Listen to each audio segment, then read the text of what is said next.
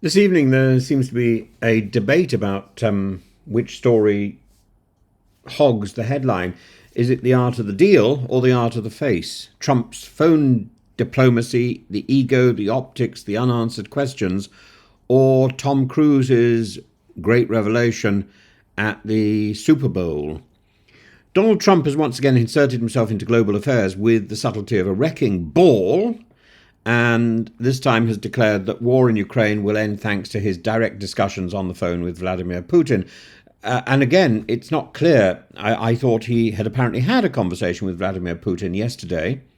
Now it's the war will end when he has a conversation with Vladimir Putin. The announcement came aboard Air Force One en route to the Super Bowl, because we're better to drop a foreign policy bombshell than on the way to America's most hyper-patriotic sporting event.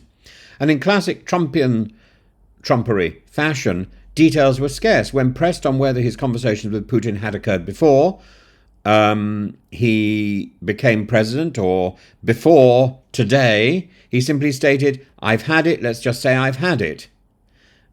This Delphic vagueness leaves us with more questions than answers, and if the discussions have taken place, and if the discussion took place before he actually became president, why should anyone care? If it happened after, it raises some serious ethical questions and legal concerns, particularly in the context of the Logan Act, which frowns upon unauthorized negotiations by private citizens. But Trump's assertion that the war would never have happened if I were president fits neatly into his narrative of omnipotence.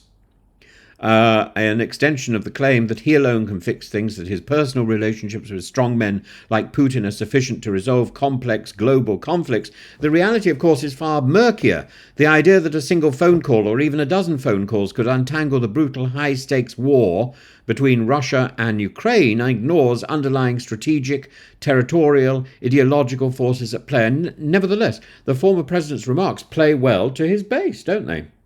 Reinforcing his preferred image as a deal-maker-in-chief, even as those deals remain largely theoretical and in the ether on a telephone line.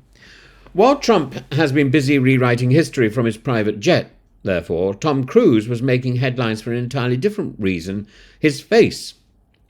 And the actor's dramatic skydiving stunt at the Super Bowl was overshadowed by widespread speculation about his oddly swollen and puffy appearance, and social media has erupted with theories: Botox, fillers, a full facelift. Some viewers likened him to Don Johnson, others to the eerily smooth-faced character that he played in Vanilla Sky. One particularly brutal observation suggested he resembled an aging Ken doll left too close to the radiator. Cruise has long denied undergoing plastic surgery, once stating in a 2012 Playboy interview that he never would. However, evidence suggests otherwise, and a Brazilian plastic surgeon once claimed to have met with Cruise on a private island. Cuba Gooding Jr., Cruise's co-star, and Jerry Maguire once described visiting Cruise's home and seeing him covered in mysterious facial dots, a telltale sign of laser treatment or microneedling. Experts have weighed in, suggesting that if Cruise had ever had work done, it likely includes fillers, Botox, and probably fat grafting, and some suspect a facelift, though others argue that his fluctuating appearance, puffy one moment, sculpted the next, suggests non-surgical interventions gone slightly awry. Overfilling can lead to what plastic surgeons call pillow face, where too much volume erases natural contours. Others posit that medication, weight fluctuations, or even a poorly timed reaction to cosmetic injectables could be to blame. At first glance, therefore, Trump's bombastic proclamations and Cruise's suspiciously plump face may seem like entirely separate topics, but there is a shared thread. Both men, here it is, both men are obsessed with controlling their public image. Trump wants to be seen as the master negotiator who can single-handedly bring an end to war. Cruise wants to be seen as the ageless acting star who can still leap from rooftops at 62. Actually, they've got a lot in common with Putin, haven't they? All this sort of machismo, heterosexual dynamism. And there are question marks. Both figures, both Trump and Cruise, are emblematic of a culture that prizes perception over reality. Trump's foreign policy statements are rarely rooted in substantial and realistic strategy, but rather than reinforcing his brand as a decisive leader, he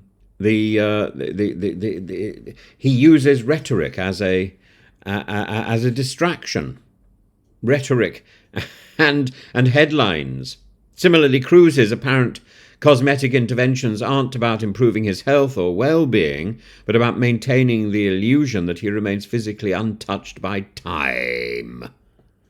And yet both men ultimately betray themselves. Trump's grand pronouncements lack specifics, leaving them open to scrutiny. Kraos's changing face undermines the very agelessness that he's trying to preserve, making his attempts to defy time more conspicuous than if he had simply embraced growing older gracefully. I'm a great fan of Mission Impossible. I'm a great fan of Tom Cruise's acting.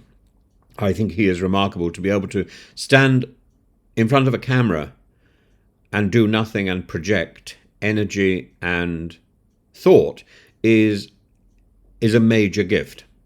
And there's very few stars who have been able to command that skill. You have to think back to Paul Newman to find somebody who is as brilliant at apparently doing nothing, and then also being able to do the action man stuff. It's remarkable. It's remarkable what Kraos can do.